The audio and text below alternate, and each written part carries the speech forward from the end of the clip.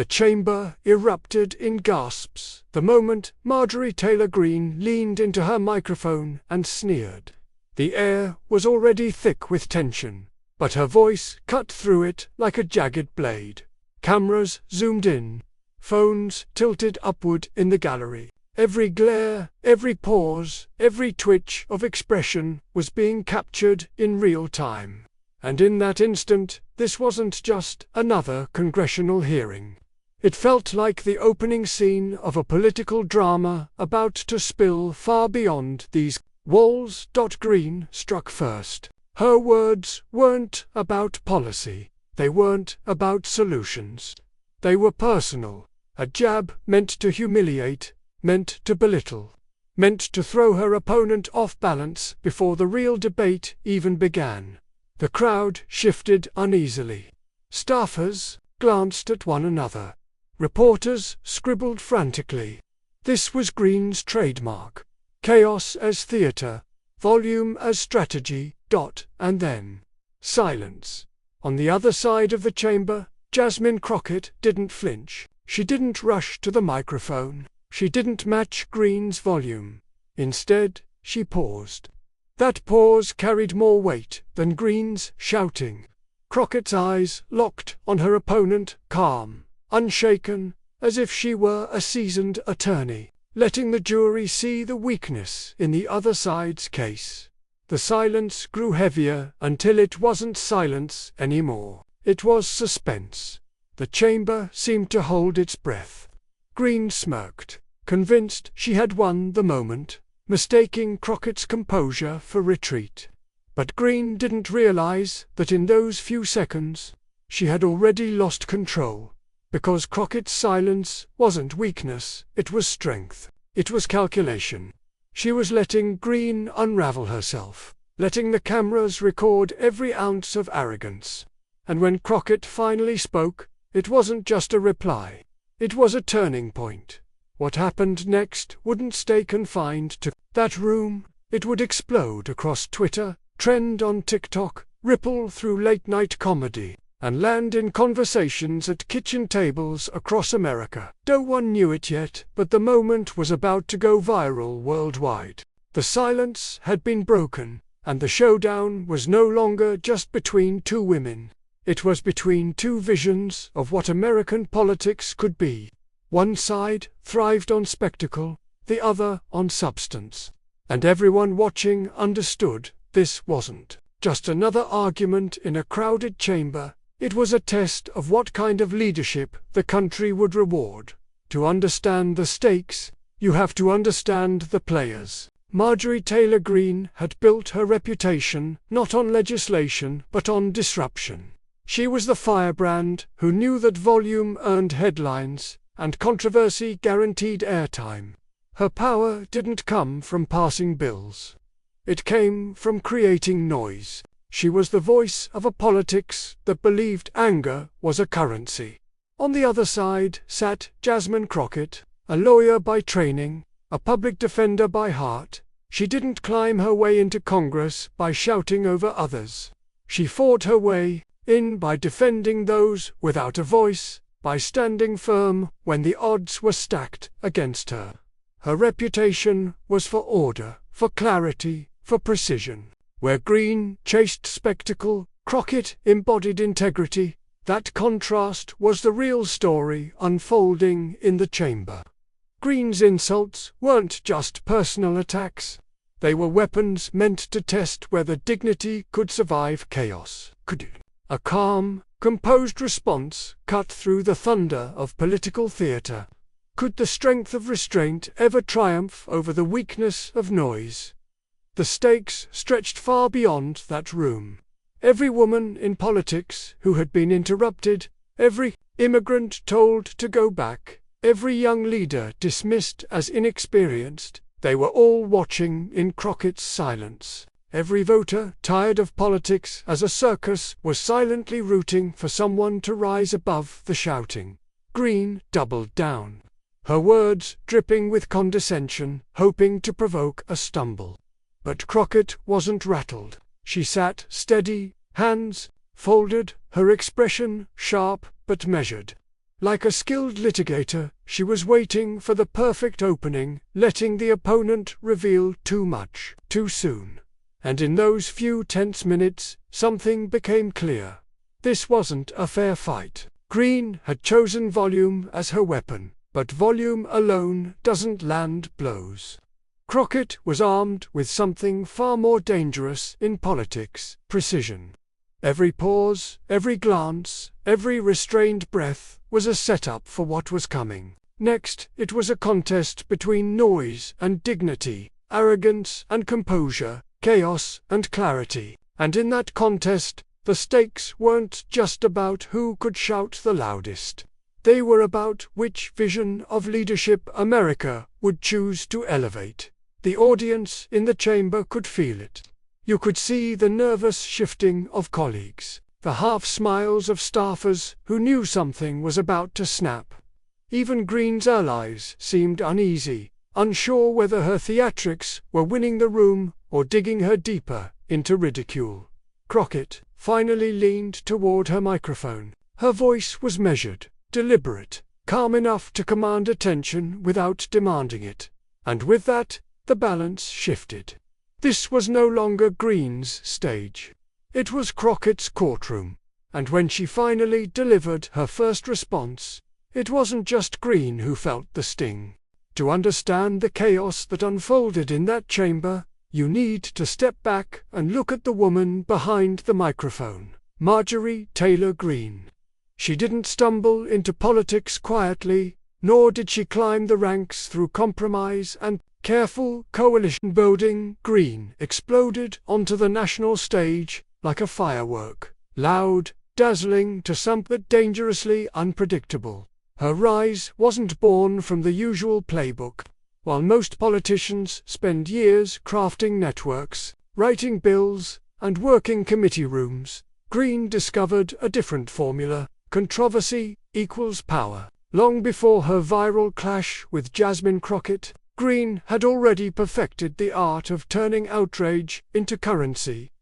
In her early campaigns, she cast herself as the warrior outsider, unafraid to say what the establishment would not. It didn't matter if her statements were riddled with conspiracy theories or divorced from reality. In fact, the more outlandish, the better. When she echoed QAnon conspiracies, when she claimed wild theories about school shootings or 9/11s, she wasn't retreating from backlash. She was building a brand. To her supporters, Greene became the embodiment of defiance, someone willing to attack anyone. From fellow Republicans who weren't loyal enough, to Democrats she painted as enemies of the people. To her critics, she became something darker, a political arsonist, someone more interested in burning down institutions than strengthening them. But here's the truth about Greene: her chaos isn't random. It's calculated. Every insult, every outburst, every confrontation is designed to dominate the news cycle. She understands the media in a way most politicians don't.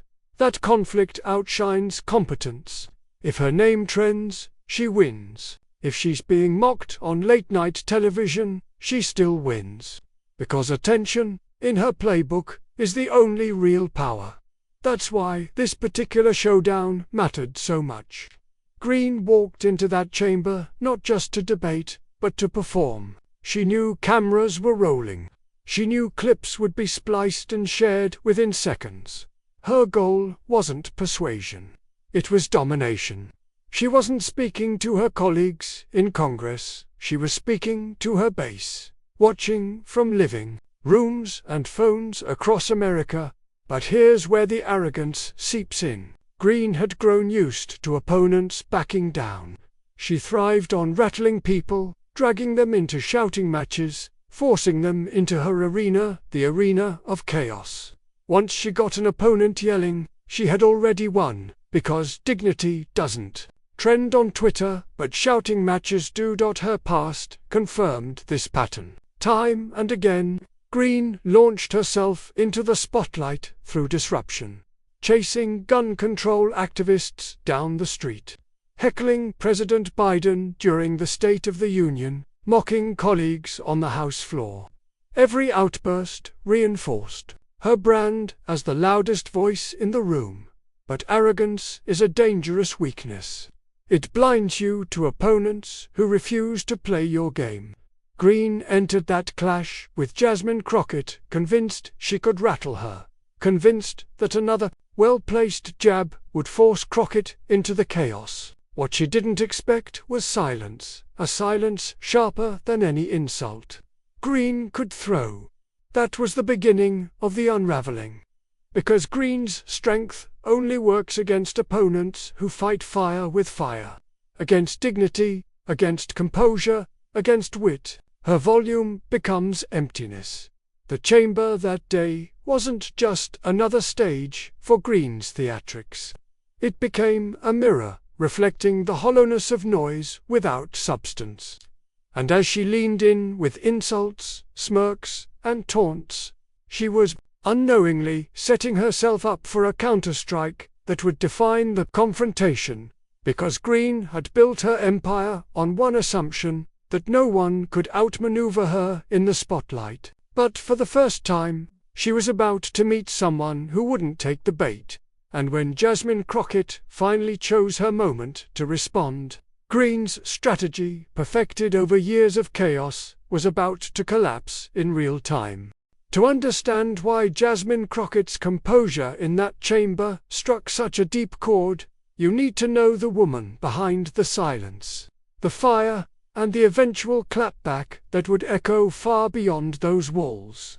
Because Crockett didn't rise through scandal, nor did she build her name through viral stunts.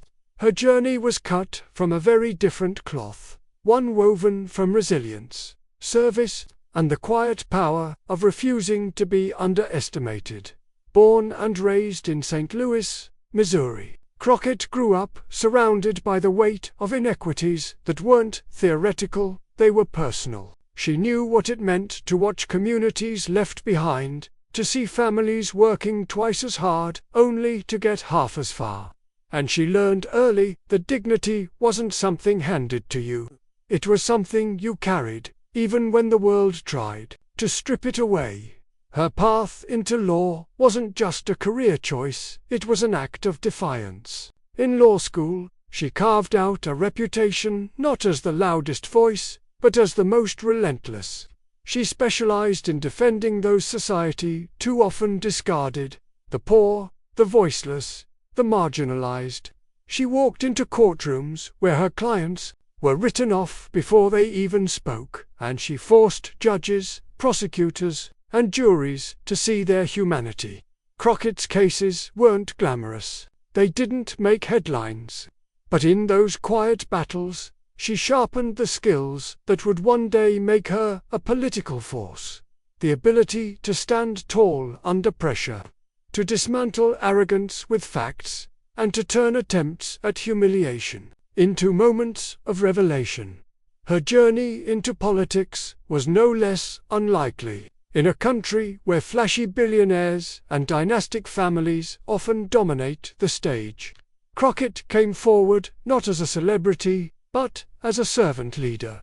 Her pitch to voters was simple. I know your struggle because I've lived it, and I'll fight for you because I've always fought for those without a voice. That authenticity lit a spark. Elected to Congress representing Texas, Crockett quickly earned a reputation that contrasted sharply with figures like Marjorie Taylor Greene. Where Greene thrived on spectacle, Crockett thrived on substance. Where Greene wielded insults, Crockett wielded strategy. Where Greene treated the chamber like a stage, Crockett treated it like sacred ground. But don't mistake her composure for passivity. Crockett has never been afraid of confrontation. She simply understands its purpose. To her, every battle is about more than ego. It's about justice. It's about the communities that sent her to Washington. It's about the young girls of color who watch the screen and wonder if they too can stand tall when power tries to silence them. That's why this showdown mattered so much. Crockett knew the cameras weren't just rolling for entertainment. They were recording history. She understood that every word, every pause, every look could either reinforce a tired narrative of chaos or carve out a new story, one where dignity triumphs over mockery. Taught her preparation wasn't in rehearsed zingers or sound bites. It was in the decades of carrying herself through courtrooms where her presence alone was a challenge to the status quo. It was in the lived experience of navigating a country where her identity as a black woman, as a daughter of working roots, as a truth-teller in halls built by compromise, was constantly tested. So when Marjorie Taylor Greene launched her barbs, Crockett didn't flinch. She didn't scramble. She didn't match volume with volume. Instead, she did what she's always done. She waited, listened, and chose her moment. That silence wasn't weakness. It was strategy, a lesson learned from years of knowing that the most devastating blow is often delivered in calm, deliberate timing. What makes Crockett's story resonate is that she doesn't frame herself as a hero. She frames herself as a servant. She carries the weight of her district, her heritage, her gender, and her race into every battle. And in doing so, she transforms personal dignity into collective empowerment.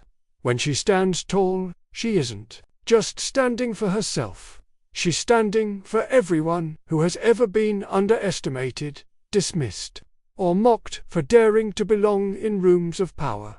That's why the eventual moment of confrontation with Greene mattered so deeply, because Crockett wasn't just responding to an insult. She was channeling a lifetime of resilience, the countless voices she carried with her, and the unspoken truth that arrogance crumbles when it meets authentic dignity. Her journey to that chamber made her uniquely prepared for that exact moment, where Greene's weapon was noise, Crockett's weapon was silence, followed by precision. Where Greene's power came from dominance, Crockett's came from patience. And in that balance lay the seeds of the mic-drop counterstrike that was about to unfold. As the tension in the chamber reached its peak, Crockett's story and Greene's collided in a way that seemed almost inevitable. One built on chaos, the other built on courage, one crafted in arrogance, the other forged in struggle. And when Crockett finally chose to unleash her response, it wouldn't just be about winning a debate. It would be about rewriting the script, turning the chamber from a stage of insults into a stage of revelation. Because the woman who had walked into that room, carrying generations of struggle, was about to show the world what happens when dignity finally speaks. The air in the chamber thickened like a storm waiting to break. Everyone knew what was coming, but no one could predict how explosive it would become. Marjorie Taylor Greene leaned forward, her voice sharp and dripping with disdain. Seizing the spotlight the way a heckler seizes a microphone, she hurled accusations, insults, and barbed half-truths designed not to persuade, but to dominate. To her, politics wasn't about progress, it was about performance. "Tell me, Congresswoman Crockett," Greene sneered, "how do you expect Americans to trust someone who hides behind identity politics instead of real solutions?" Gasps rippled through the room. The jab was deliberate. A strike aimed not just at Crockett's politics, but at her very existence as a black woman who dared to stand in halls that were never designed for her. Greene knew what she was doing. She wanted Crockett rattled, off balance, dragged into the mud, but Crockett didn't take the bait. She sat still, hands folded, eyes steady.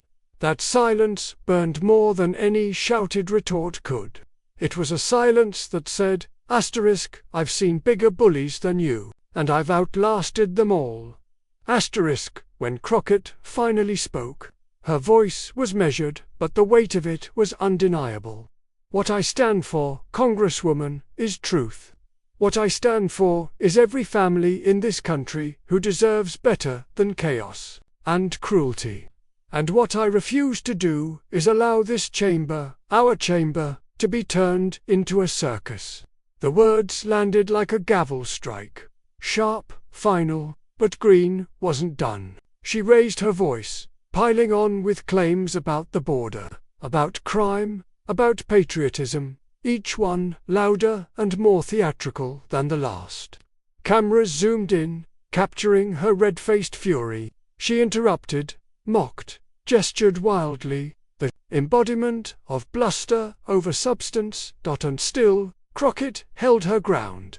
With every insult, she countered not in kind, but in clarity. "You talk about patriotism, yet you tear down the very principles this country was built on," Crockett said, her tone unshaken. "You claim to fight for freedom, yet your words are weapons meant to silence and divide. What you call strength is nothing but noise, and America deserves more than noise." A murmur rose among the onlookers. Staffers exchanged wide-eyed glances. This wasn't just another congressional spat. It was a collision of two worlds, two visions for America. One that thrived on fear, one that fought for hope. The tension escalated as Greene grew louder, her words now nearly drowned out by the weight of Crockett's calm. For the first time, it was clear, the louder Greene became, the smaller she looked, and the quieter Crockett remained, the more powerful her presence grew. At one point, Greene slammed her hand on the desk, exclaiming, "You're not fit to represent the American people." Crockett let the echo fade before answering.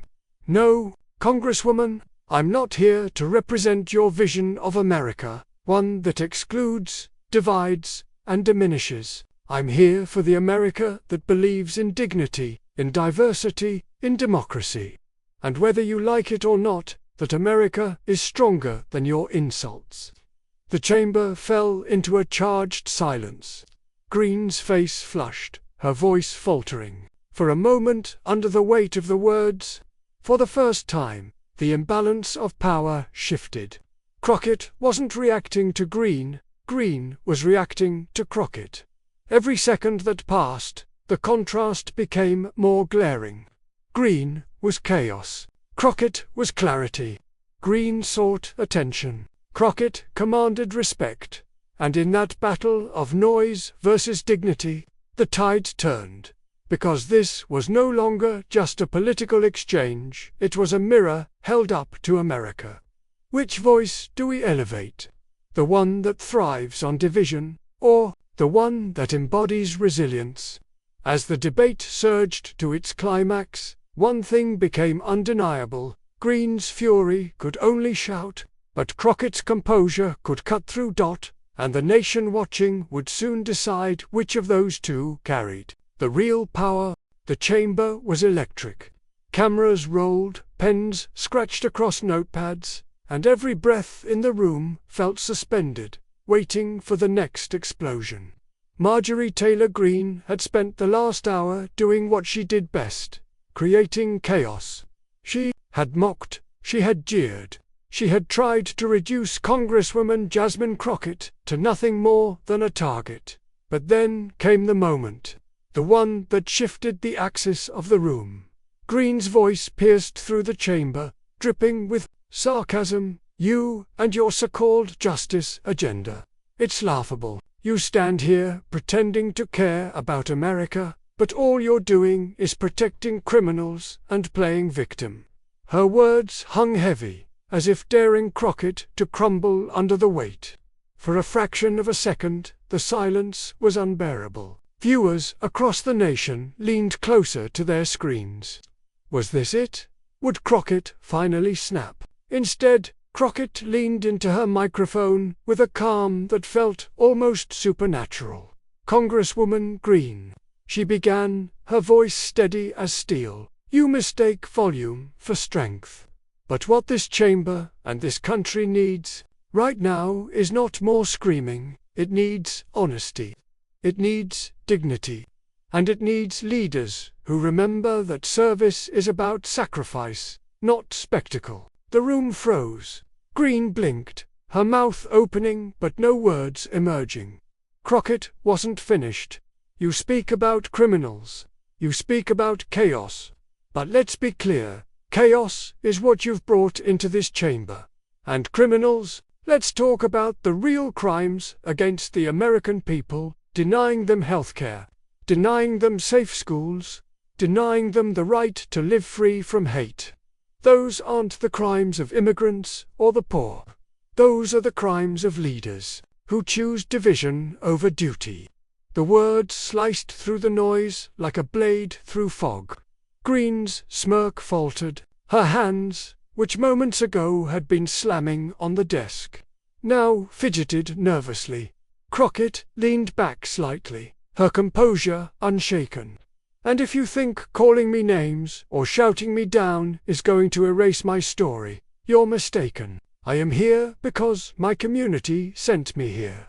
Because my ancestors fought for me to be here. Because America is not the playground of the loudest voice in the room. It is the promise to every single one of us, no matter where we come from, no matter what we look like, that dignity cannot be silenced."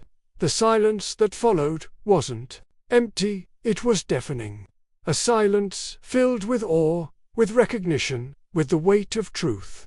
Somewhere in the gallery, someone clapped once, then quickly stopped, as though unsure if the chamber would allow such a breach of decorum. But on social media, in living rooms across America, and in the hearts of millions watching, the applause was already thundering.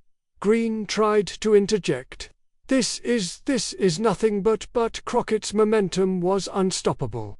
She didn't raise her voice. She didn't need to. Her words carried the weight of generations. "You call me unfit, Congresswoman. But unfit is a government that allows families to go hungry while politicians trade insults. Unfit is pretending that waving a flag makes you a patriot while undermining the very freedoms that flag represents. And unfit," she paused, locking eyes with Greene, "is believing that cruelty equals courage. It does not." Every syllable hit like a drumbeat. Cameras zoomed in on Greene's expression, her once defiant glare now softened into something that looked dangerously close to retreat.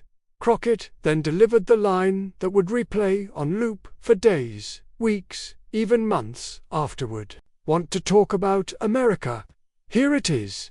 America is not the stage for your tantrums. America is the place where even the daughter of the marginalized can stand tall, unshaken, and remind you and anyone watching that this nation is stronger than hate, louder than lies, and braver than bullies." The chamber erupted. Some gasped, some whispered, others stared wide-eyed at the spectacle unfolding. It wasn't just a clapback. It wasn't just a rebuttal. It was the moment the storm of Greene's chaos met the unmovable force of Crockett's resolve, and Greene. She sank back into her chair, visibly rattled. Her hands that once commanded the room with flailing gestures now folded into her lap. The cameras caught it all, the crumbling facade, the shrinking presence. But Crockett didn't gloat. She didn't smile, didn't smirk. She simply sat back, calm as ever, embodying the very dignity she had just spoken into existence. That composure became the ultimate mic drop. Because, here's the truth, anyone can yell, anyone can insult, but not everyone can turn silence into thunder. Not everyone can hold the line when an entire chamber waits for them to fall. And in that moment, Jasmine Crockett proved she could. The audience watching at home felt it in their bones. Immigrant families saw themselves in her resilience. Young progressives saw a model of courage that didn't require cruelty. And communities, long silenced by politics as usual, saw hope that dignity still had a voice. The hashtags began even before the hearing adjourned. Hashtag Crockett clap back, hashtag silences thunder, hashtag dignity wins. Clips flooded TikTok, Instagram, and Twitter. Crockett's words weren't just replayed, they were remixed, turned into chants, stitched into music, emblazoned on memes. Greene had sought to humiliate. Instead, she had given Crockett the stage, and Crockett had used it to deliver a message that would echo far beyond that chamber. The mic drop wasn't a sound, it wasn't even a gesture. It was the stillness of a woman who refused to bow to noise, and in doing so, became the loudest voice of all. But the true power of this moment, it wasn't just in how Crockett dismantled Greene. It was in what came next. Because, while Crockett sat in silence, Greene stewed in defeat, and the chamber buzzed with whispers. The ripple effects were already beginning to spread far outside those walls. And what happened in the hours after this exchange, on social media, in the streets, across dinner tables in America, would prove that Crockett's mic drop was only the beginning. The hearing adjourned, but the energy refused to leave the room. Reporters bolted from their seats, phones pressed to ears, racing to push out the headline of the hour. The clip of Jasmine Crockett's counterattack was already uploading to news feeds at lightning speed, while Marjorie Taylor Greene slipped away. Her once fiery presence dimmed into silence. But the real story wasn't just inside the chamber. It was outside, everywhere. On the steps of the Capitol.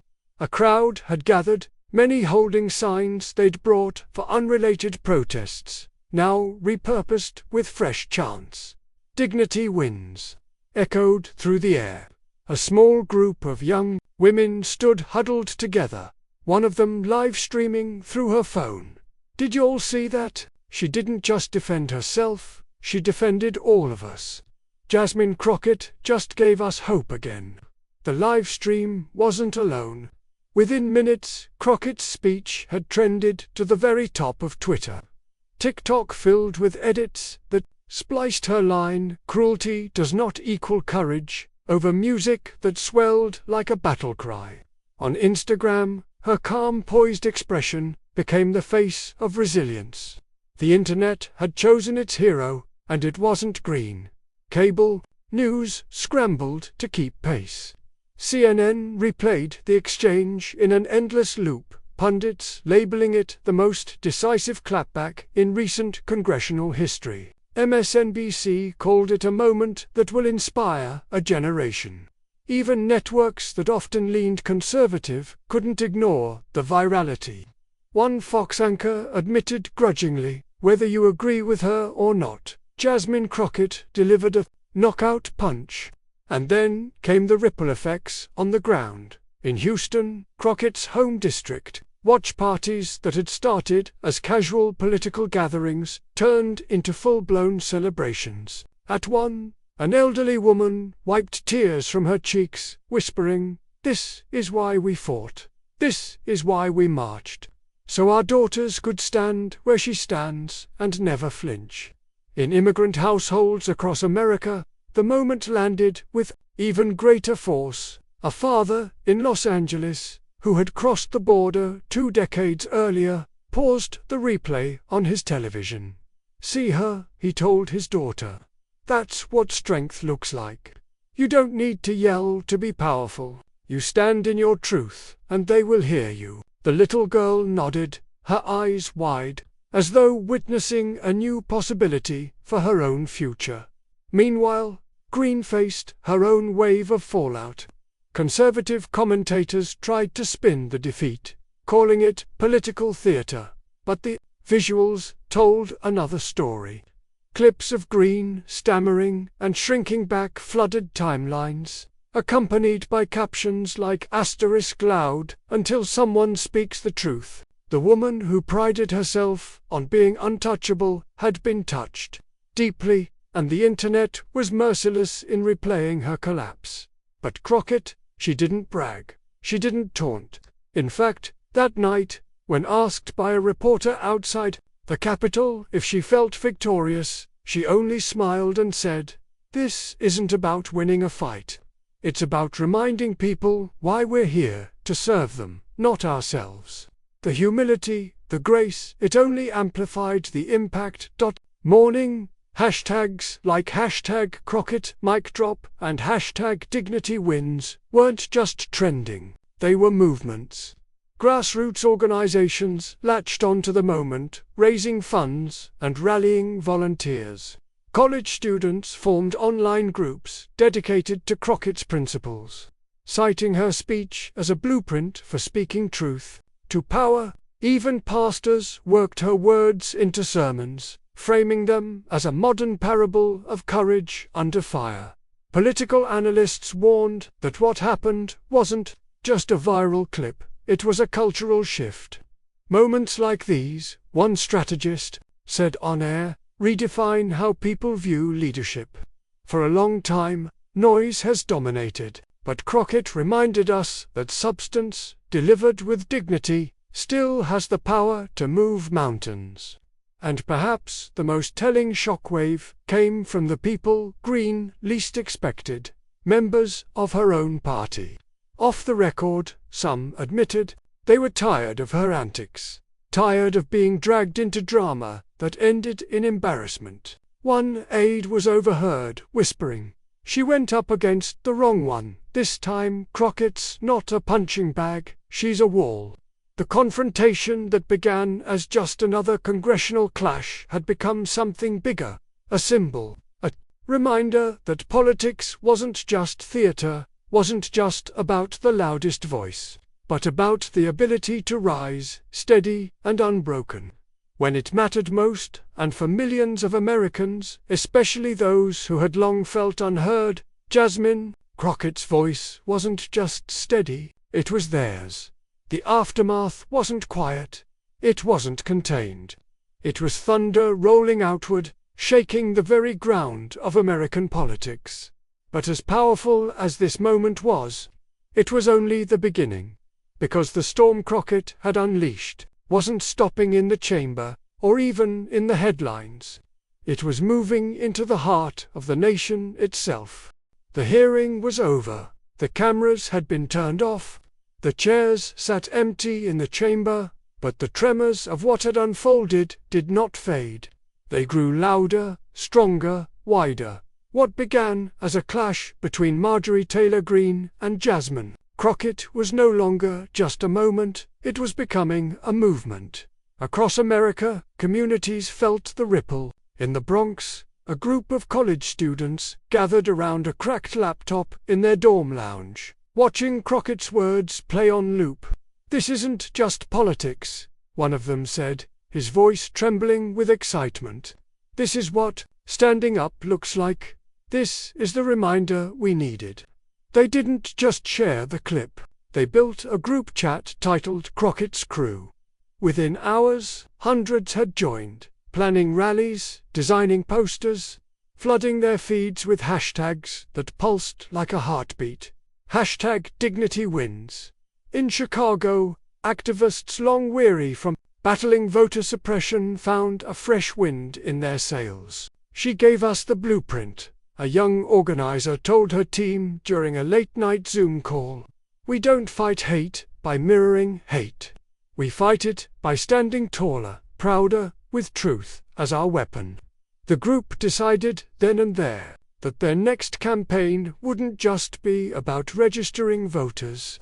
It would be about mobilizing an identity-driven coalition centered on pride in who they were and what they deserved. Jasmine's words became their rallying cry.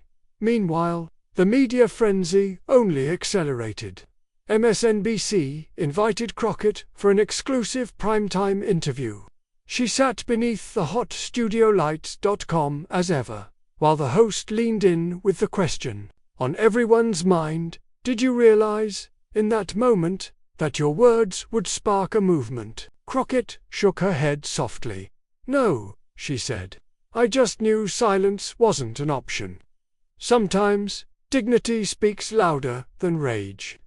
I wanted people, especially young women, especially people of color, especially those who've been dismissed their whole lives, to know they don't have to bend to cruelty. They can rise above it." The interview went viral. Overnight, Her words weren't just sound bites, they became slogans, stitched onto hoodies, spray-painted onto murals, shared in sermons, quoted in classrooms.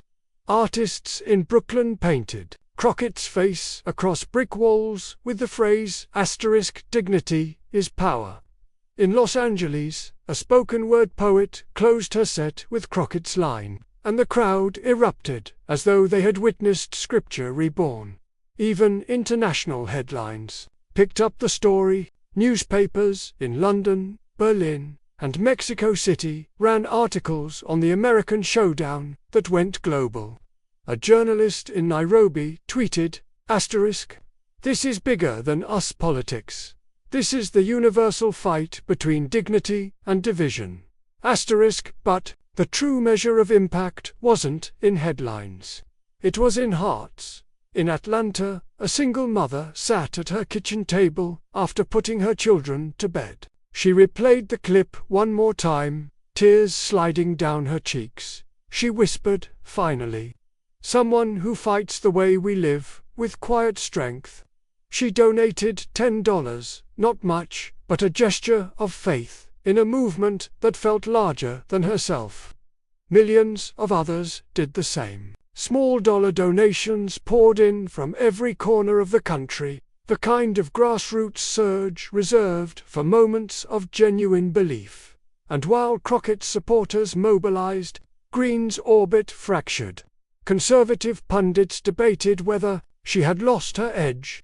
Memes comparing her outburst to a toddler's tantrum went viral, further eroding her brand as a fearless warrior. Within her own party, whispers grew louder. Was Marjorie still an asset, or had she finally become a liability? The question hung heavy, unspoken but undeniable, as her colleagues braced for the blowback. But Crockett wasn't celebrating Greene's unraveling. That wasn't her focus. Her focus was on something bigger. She began meeting with community leaders, activists, and young organizers in small, packed town halls. People lined up outside gymnasiums and libraries, not just to see her, but to feel connected to the spark she had lit. "This isn't about me," she told them. "This is about us. About reclaiming the narrative of who we are as Americans. Resilient, compassionate, unbreakable." Each town hall fed the next. Each clip shared online drew thousands more. It was as though Crockett had tapped into a hunger that had been simmering, waiting, desperate for a leader who didn't just shout back but redefined what strength looked like. Then came the march. Organized in less than 2 weeks, it began in Washington, D.C., with a coalition of civil rights groups, immigrant advocates, and student organizations. Tens of thousands filled the National Mall, waving banners painted with her words, "Cruelty is not courage." The chants echoed against the monuments, a reminder that the nation's story was still being written, still being claimed by those brave enough to raise their voices. Crockett stood before them, not behind bulletproof glass, not surrounded by pomp, but shoulder to shoulder with the people. Her speech was brief, measured, but powerful. "This isn't about tearing anyone down," she said. "It's about lifting all of us up. We deserve leaders who don't traffic in cruelty but in compassion, who don't divide us but remind us that our diversity is our strength. This moment is proof. When we stand in truth, no amount of noise can drown us out." The crowd roared, not with the wild frenzy of anger, but with the steady, grounded force of belief. They weren't just fans, they were believers. They were participants in something larger than themselves. By nightfall, the march had been broadcast around the world. Drone footage of the swelling crowd went viral, tagged with captions like "The dignity movement has begun." Analysts admitted that what Crockett had built in mere days was something most politicians could only dream of, an authentic, bottom-up surge of energy. But what no one could deny was this: the debate that began with Greene's taunts had birthed something she never intended. She had tried to provoke, to belittle, to dominate. Instead, she had ignited a fire that was out of her control. And Jasmine Crockett, she didn't gloat, she didn't mock, she simply kept moving, one step at a time, feeding the flames of dignity that were now spreading across the country. What began in a single chamber had spilled into the streets. What began as a clash of two voices had become a chorus of millions, and the world was only just beginning to listen. History often sneaks up on us, not with fireworks or confetti, but with a single moment that echoes long after it fades. The clash between Marjorie Taylor Greene and Jasmine Crockett was just that, a spark that redefined how power is measured, how leadership is remembered, and how legacy is forged. For Greene, her legacy became the cautionary tale, once hailed as the voice of raw defiance within her party. Her outburst in the chamber was replayed in classrooms, newsrooms, and campaign ads as an example of politics at its worst. Commentators began referring to her as the symbol of division, the face of a movement that mistook cruelty for courage. Late-night hosts lampooned her tirades with skits that drew laughter. But beneath the comedy was a sobering truth. Greene's brand of politics had reached its limit. She had become less of a fighter and more of a warning, a reminder of what happens when anger overshadows vision. But Jasmine Crockett's story, that was different. Her legacy was built not on the sting of an insult or the volume of her voice, but on the dignity she carried in the face of contempt. She had turned a moment of hostility into a mirror, reflecting back to the nation what true strength looked like. People remembered not just what she said, but how she said it, with calm, clarity, and an unwavering sense of purpose. That memory became her armor, her calling card, her imprint on history. In the months that followed, political analysts began writing about the Crockett Doctrine. At first, it was just a phrase tossed around on cable news, but soon it became a framework in academic papers, political workshops, and activist trainings. The doctrine was simple but profound. Respond to hate with dignity, expose cruelty by refusing to stoop to it, and remind people that the fight for justice isn't about shouting the loudest, but about standing the tallest. High school debate clubs began citing Crockett as inspiration, weaving her words into their arguments. Professors in law schools analyzed her Showdown as a modern example of rhetoric rooted in constitutional dignity. Churches quoted her in sermons, positioning her as a moral compass in an age where politics often strayed from principle. Her influence even reshaped the tone of campaigns. Candidates who once leaned on attack ads and fear-mongering began realizing that voters were hungry for something different: affirmation, compassion, conviction without cruelty. Dignity politics, some called it, and Crockett was its North Star. But perhaps the deepest part of her legacy was personal. In immigrant families across the country, her story became a bedtime tale.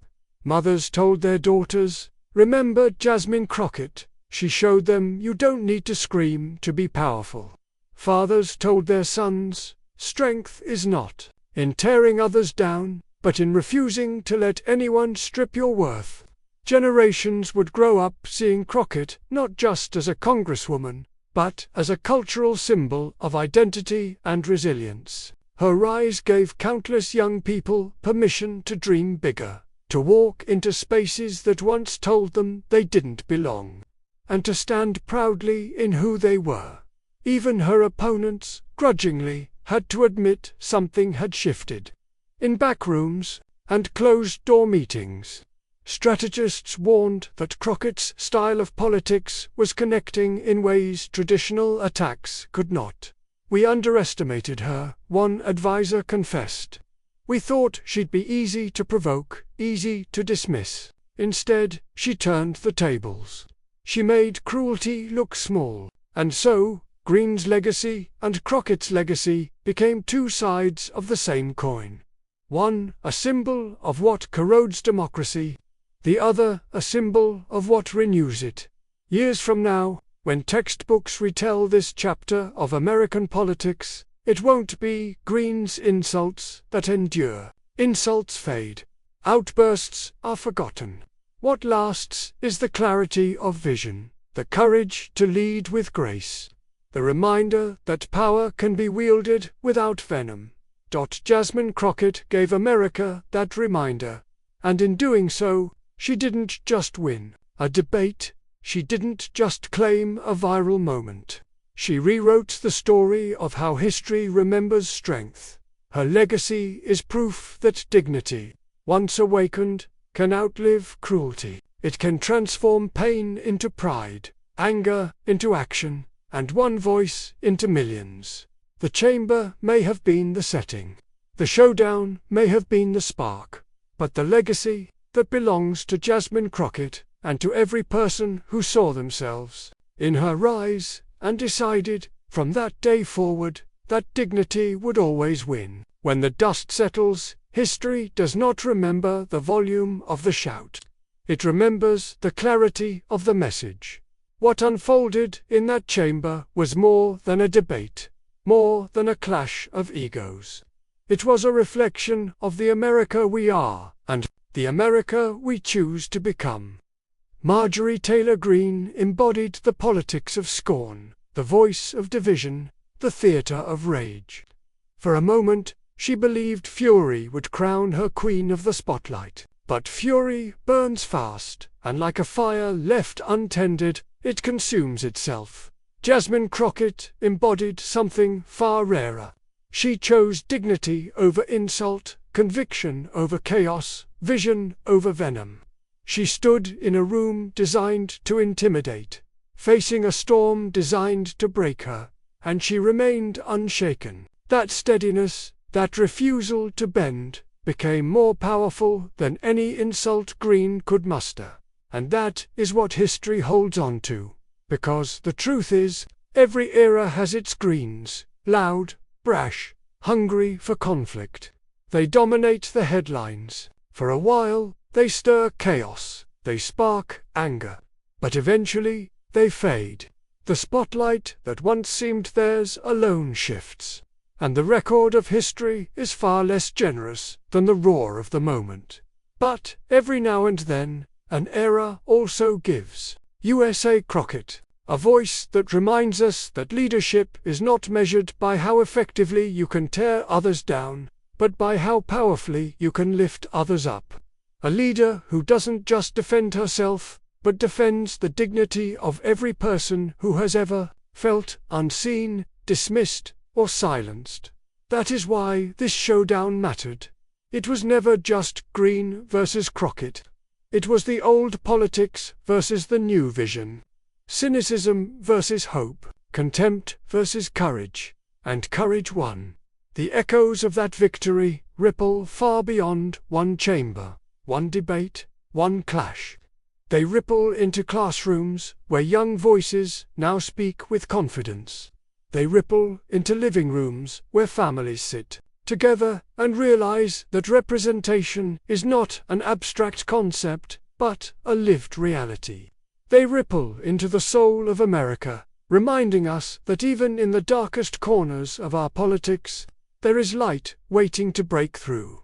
Generations from now, people may not remember the insults Greene hurled, but they will remember the way Crockett responded. They will remember the steadiness of her tone, the fire in her conviction, the way she stood taller than the storm around her.